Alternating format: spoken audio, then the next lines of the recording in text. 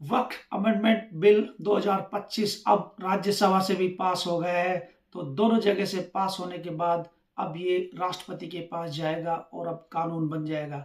मोदी सरकार ने एक बार फिर दिखा दिया है कि भले ही उनके पास मेजोरिटी कम हुई हो, खासकर लोकसभा में, लेकिन ऐसे मुश्किल डिसीजन लेने में वो पीछे नहीं हटते हैं। और उन्होंने दिखा दिया कि वो गठबंधन की सरकार भी चला सकते हैं, ना कि चला सकते हैं बल्कि ऐसे डिसीजन लेने के लिए किसी टीडीपी, जेडीयू, एलजेपी या जेडीएस को साथ भी रख सकते हैं और उनका सपोर्ट भी ले सकते हैं। आपको याद होगा कि किस तरह से अपोजिशन पार्टियों ने और खासकर मुस्लिम संगठनों ने चंद्रबाबू नायडू और नीतीश कुमार को बार बार याद दिलाया कि वो सरकार का साथ ना दें। लेकिन काबिल तारीफ है मोदी और शाह और कानून मंत्री किरण रिजिजू जी का मैनेजमेंट, फ्लोर मैनेजमेंट, कि किस तरह से उन्होंने ना कि एनडीए के पार्टनर्स को साथ रखा बल्कि बीजेडी और वाईएसआरसीसी का भी सपोर्ट राज्यसभा में लिया। आपको याद होगा बीजेडी और वाईएसआरसीसी ने कल जो अपने राज्यसभा के एमपीज थे उनको व्हिप जारी नहीं किया और उनको अपनी अंतरात्मा की आवाज़ पर वोटिंग देने के लिए छोड़ दिया। तो ये एक बहुत बड़ा सरकार के लिए राहत का कदम था। और जिस तरह से जो अपोजिशन ने बहुत कोशिश की, बार बार डराया धमकाया मुस्लिम संगठनों की, ये हो जाएगा, खून की नदियां बहेंगी, ये नहीं होने देंगे, हम यहाँ कर देंगे, वहाँ रोकेंगे, लेकिन कुछ काम नहीं आया। और जो मोदी को जानते हैं वो अब समझ गए होंगे कि जो उन्होंने ठान लिया वो करके छोड़ते हैं, भले ही उनके पास मेजोरिटी हो या नहीं हो। तो ये एक बहुत बड़ा परिवर्तन था।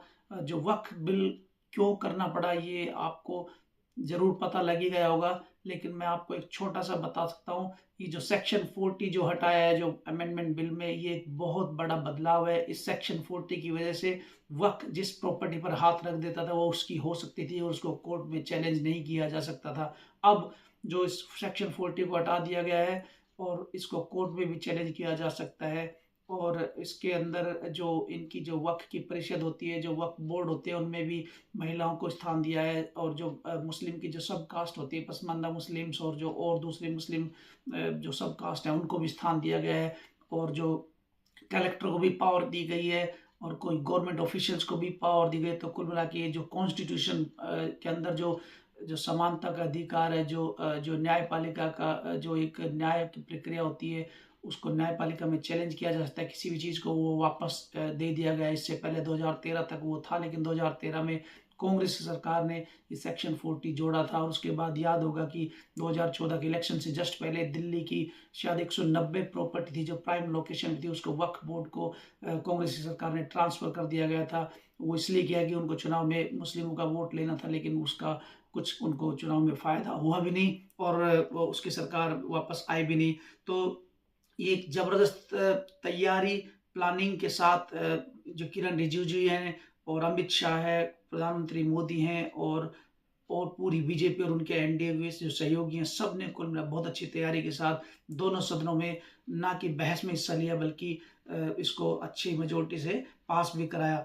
और जो टीडीपी, जेडीयू, एलजेपी, जेडीएस और जो एनडीए के छोटे सहयोगी थे शिवसेना, ये सब सरकार के साथ सॉलिड खड़े रहे और उनके पक्ष में बोला भी और मतदान भी किया। और अब जब ये जो एक्ट बनने वाला है तो अब ग्राउंड पर लोग उनसे सवाल पूछ रहे हैं तो उनको वो जस्टिफाई भी कर रहे हैं, बता भी रहे हैं। और जो वक्फ बिल अमेंडमेंट क्यों जरूरी था ये सरकार के पक्ष में बातें भी करके उनके प्रवक्ता या उनके नेता जनता के बीच में बता भी रहे हैं। तो ये एक बहुत ही टीम वर्क की तरह काम किया एनडीए ने और दिखा दिया है कि अगर इच्छा शक्ति हो तो कोई भी काम मुश्किल नहीं है सरकार के लिए, चाहे उसके लिए मेजोरिटी हो या ना हो।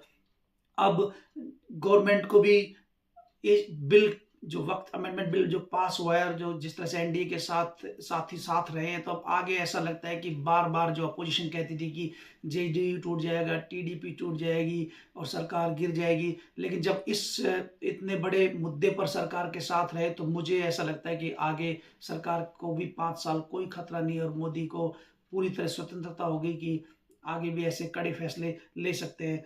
और जिस तरह से केरला में और भारत के दूसरे हिस्सों में चर्च की मैनेजमेंट बॉडी जो होती है, चर्च में क्रिश्चियंस हैं और दूसरे मुस्लिम संगठनों ने भी इसके पक्ष में बोला है, खुलकर बोला है, वो भी काबिल तारीफ है। तो इससे पता लगता है कि ये जो वक्फ अमेंडमेंट बिल का जो विरोध का हुआ बनाया गया था, धमकियां दी गई थी, वो कि कुछ काम नहीं आई, और बल्कि सरकार के पक्ष में और इस बिल के समर्थन में भी जगह जगह प्रदर्शन हुए, आवाजें उठी। और सोशल मीडिया पे अभी भी आप देख सकते हैं किस तरह खासकर मुस्लिम महिलाएं और जो गरीब मुस्लिम तबका है और जो क्रिश्चियंस हैं खासकर केरला में, वो सब सरकार के साथ आए और इसका स्वागत किया। तो ये एक बहुत अच्छा मूवमेंट रहा सरकार का, जिस तरह से सरकार ने लोगों को कन्विंस किया, जो जेपीसी बना के सभी स्टेक होल्डर से बातचीत करके सबकी राय जान के सबके कुछ के सुझाव माने भी हैं। हालांकि जो विपक्ष के सारे सुझाव संशोधन थे वो सब गिरे हैं, लेकिन जो जेपीसी के जो संशोधन थे, जो सुझाव थे, वो सब इसमें शामिल किए गए हैं, जेडीयू के भी और टीडीपी के भी। तो ये सब इसमें शामिल भी किए गए। और आप दूसरी बात ये कि जो बहस चल रही थी लोकसभा में, राज्यसभा में, ये भी देखने लायक थी।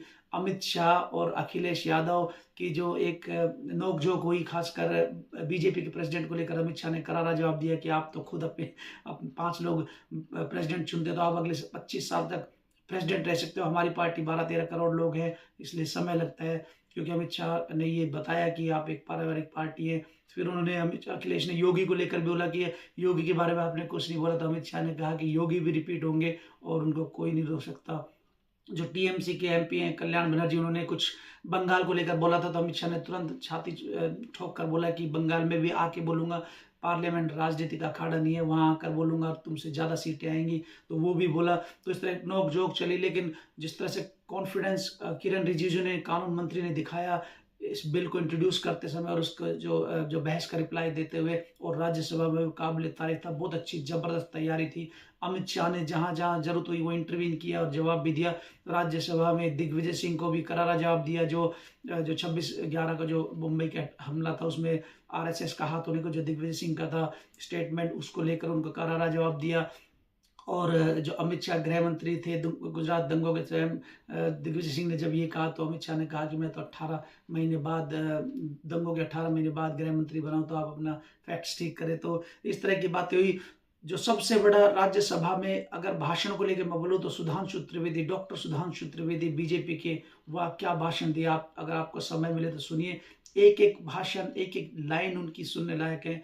पूरी तैयारी के साथ आए थे और पूरा बताया कि कैसे मुस्लिम बीजेपी के साथ थे। डॉक्टर एपीजे अब्दुल कलाम, आरिफ मोहम्मद खान जैसे जो स्कॉलर्स हैं, जो पढ़े लिखे मुस्लिम हैं, जो जो राष्ट्रभक्त मुस्लिम है, वो बीजेपी के कैसे साथ, और कैसे उन्होंने एपीजे अब्दुल कलाम के जनाजे में नहीं गए, जबकि जो कश्मीर में जो टेररिस्ट मरे थे उनके जनाजे में लोग जाते हैं, प्रधानमंत्री से मिलते हैं। और जो कश्मीर में जो बैंड ऑर्गेनाइजेशन है वो मनमोहन सिंह से मिलते हैं। तो उस तरह की बहुत सारी बातें और उन्होंने उदाहरणों के साथ दी है, और किस तरह रस खान का उदाहरण दिया। तो जो डॉक्टर सुधांशु त्रिवेदी का जो भाषण था वो सुनने लायक था। और अब इसके आगे क्या होगा, कि कोर्ट में जाएगा मामला, चैलेंज होगा, वो तो अलग मैटर होगा, लेकिन ये अब कानून बन गया है। और मुझे लगता है कि सरकार ने दिखा दिया है कि अगर आपके पास इच्छा शक्ति हो, मेजोरिटी हो या ना हो, आप चाहे तो कुछ भी कर सकते हैं। तो इसके लिए मोदी, अमित शाह, कानून मंत्री और पूरी एनडीए जो सरकार है वो बधाई की पात्र है। उन्होंने जो देश हित में जो जरूरी था वो कदम उठाया है। तो आपको क्या लगता है कि वक्फ अमेंडमेंट बिल, इससे भारत को क्या फायदा होगा, और ये क्यों जरूरी था? अगर आपको लगता है कि आप इससे सहमत हो तो अपनी राय कमेंट में बताएं, और मैं मिलता हूँ आपको अगली वीडियो में। जय हिंद।